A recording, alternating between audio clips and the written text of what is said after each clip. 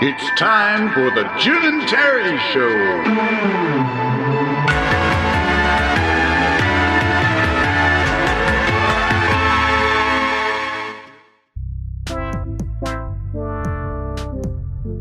We are recording the Jim and Terry Show, the next podcast, the second cup of coffee. Chin chin, we haven't done that in a while. Yeah, that's what I did. I got up and got my coffee. So here so I was pinging empty space. No, you pinged me. I tried to answer. Nothing happened. And then I thought, all right, I don't know what that was. So I said, get your coffee. And then if you hadn't called me, I would have called you. And it turns out I called you. So here you go. There you go. I sent you a little message saying I'm having trouble. There's no one at home. Pick up the phone. And so I left a message, call me. And you did. And here we are talking about it. The Jim and Terry Show. Welcome back from Mexico, my friend. Yeah. Just want to point out my phone really doesn't like me. It wants a divorce and I won't give it. I think your phone is possessed. It doesn't ring anymore. I think it's a spiritual battle. Well, I had that down in Mexico, as I told you. So yes, yeah, and I really firmly believe that. It was funny because when I booked to go right away, I thought, I wonder if this is the right thing to do. Then when I was down there, I was wondering, okay, well, this is really weird, and I don't necessarily want to get into everything, but I thought, well, okay, maybe somebody said the other day in a Bible study I was in, well, maybe you were sent there by God. I said, well, I don't know, but if I was, it was for me to learn. It was for me to understand and get something, because it was a real time of reflecting on the powers that be. May I ask a question from your colleagues, maybe, who traveled with you, who were at the same resort as you? Would they have perceived the things that you perceived, or were battling things that you thought you were battling? No, not at all. It was funny. Even one person who had looked at me and said, "Do you pray?" I said, "All the time." That person, his wife, said after he had left, it was like a demon came out of him. I've never seen him like that. Like a demon came up into him. He was totally into him. Came up from within him and spoke for him. That's her words, not mine. That was like a demon, and I've never seen him like that. And so they don't know about that stuff. Anybody else that was listening there don't know about that stuff. Of course, I said to myself, yeah, that's kind of how I recognized it too. you know, and that's what it was like down there. And it's for non-believers or people that aren't connected in that world, it's just, you can say this person or that person, but you listen for terms like, I've never seen him like that, that kind of thing. And her own words were, it was like a demon was in him and came up.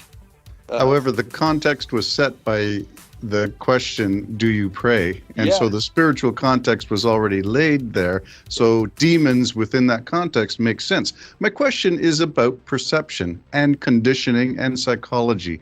And if you didn't have your spiritual perceptions or your church, your Christian spidey senses, would you see the things or experience the things that you did?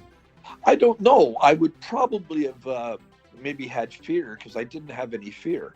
None. I didn't fear for my life down there or nothing like that. And these kind of things are not new to me. I've had them in my life before, very recognizable things in my life. So these things aren't new to me. But it's like that old song, know when to hold them, know when to fold them. You got to pick your Bible. You pick your times, your moments, for certain things. Now, if I sat down with one or two of these people, if they could listen to me for a minute, their eyes might have been open. I could tell them the whole sequence of what it took place, how it took place, why it took place, and they would, I believe, would have to say, He's right. Does that mean they would automatically convert into Christianity or become religious? No. But I'm sorry, can you go back to this? What is the sequence of things that you could explain?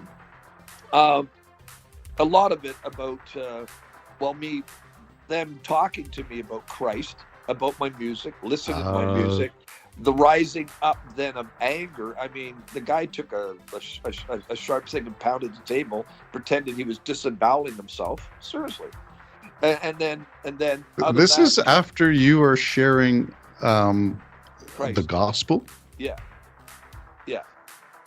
Then the Sherman coming down and cleansing the road and stopping right in front of my place. Did you squeeze the Sherman? The Sherman, whatever, what is it? Shaman, it's okay. Shaman. I just found it interesting. I never get it right, Shaman. It's okay. I know what you're going.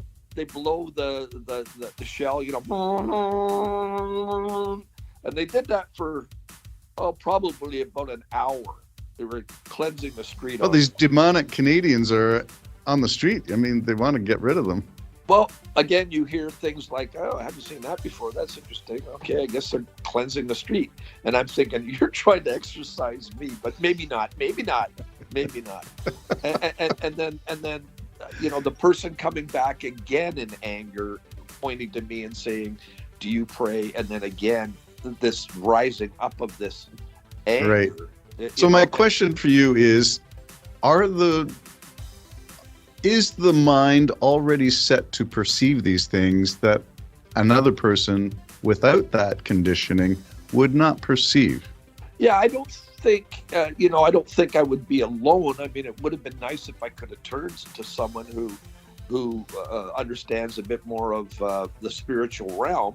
And a similar-minded Christian person, maybe. Yeah, or just, maybe any Christian would be preferable. They could probably go, "Oh yeah, I feel the same thing," or whatever. I mean, my brother and I have had simultaneous what we personally consider incredibly miraculous intervention. We've seen that, and as I said, I've seen other things like this, but no, for the average person who's not godly minded or worried about evil spirits or anything else, no, they wouldn't perceive it. They would just perceive it as, "That's odd, that's strange. I don't know why he got so mad, and I've never seen him like that." That's all they perceive. But the triggers that cause that kind of triggering of anger and hate when you're literally doing nothing. You're just all right. So to recap, you are sharing the gospel using your CD and your recently produced album as a talking point or a launch point, and you're getting bizarre reactions. Well, what happened is my neighbor had already talked to them about my music and what I do, and so when I met a certain person, he was already prepared for that, and I said, "Well, I brought you a CD." Very thrilled about it. And a matter of fact, because he doesn't have a CD player, nobody does, Terry, by the way. It's just the way my world works. So we watched some of the videos, and that was great. He said, "Oh, this stuff is great," et cetera, et cetera. And we got talking about Jesus and stuff. And, one person might say, "Well, to me, he was just like a hippie, a good hippie guy." And I'd go on and say, "Well, in reality," and I would explain that, through him all things were made, and all about love. And I'd also explain the fact that he says, "Well, he's the same God that says, depart from me, I never knew you." I would answer the questions. I didn't offer anything more than answers to questions. And then when it got to the point where they didn't like the answers, that was fine. I shut up just like I was supposed to, never said another word, and I just kept it at that. And then later on, maybe even the next day, I can't remember the sequence, all of a sudden this stuff started happening, this rising up of anger, complete anger. And no need to be angry, but you don't have to believe if you don't want to believe. Is it possible that he was suffering from some kind of gastrointestinal discomfort, and it got perceived as a demon welling up from within, coming out? Excuse me while I go and use the facilities. Well, I don't know. If you were sitting across from a table and he violently slammed a garden shear into the top of that table and then pretended to disembowel himself, would you think that's normal behavior?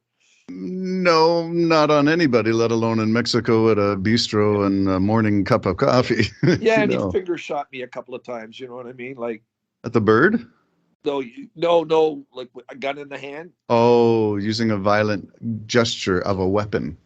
Well, I mean, even Al said that his gestures were a threat to me, and and I just sat there. I didn't do anything. I didn't let him rattle me. Sounds like strange company that you were enjoying a holiday with. It was strange, but that person then vanished, and I never saw that person again after 2 days. So they went home? They never came around again. Oh, so this was not part of the entourage that you were designed to meet for your holiday? That was the owner of the complex. Oh, okay. Yeah. So, anyways. Well, he did his duty, his due diligence in making you feel uncomfortable at the resort that relies on holiday traffic in order to make money. It was bizarre, and do I think anybody thinks anything about it being some sort of a spiritual connection? No, I don't think they do at all.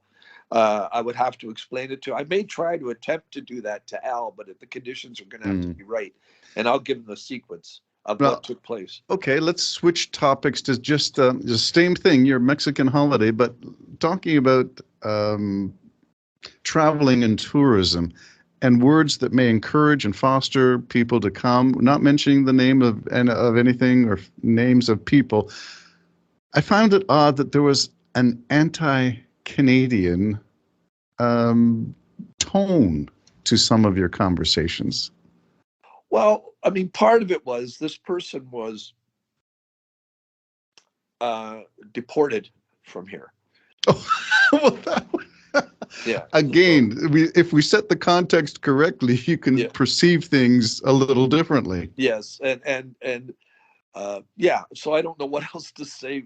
I don't want to say anything really bad. I mean, well, you can just say that there was an element of anti-Canadian, Canadian white people, I think you mentioned. Yeah. So some kind of discrimination going on there as well. Interesting. Yeah, racist. Definitely. Wow. And so that makes you say, I hope the person don't come around. Yeah. That's what that makes you say. And then I'm sorry that I'm here. I don't know why you rented the place to me. I don't know why you would do that. I have no idea, but you're probably not going to have to worry about that again. Mm-hmm. Well, happy holidays, my friend. Welcome back. Yeah, and so it was mixed. It was very, very, very. I have mixed emotions on the whole thing. I'm glad I went. I think it was something that I needed to do, and but the lessons that I'm supposed to get from all of this, I think, are still to come. All right. Well, we'll look forward to your processing, perhaps in the weeks and months to come. All right. This is the Jim and Terry Show signing off for our second podcast of the week. And I think we got at least one more. Let's keep it going. Yeah. All right. Bye-bye for now, my friend. Bye. Jim and Terry Show signing off.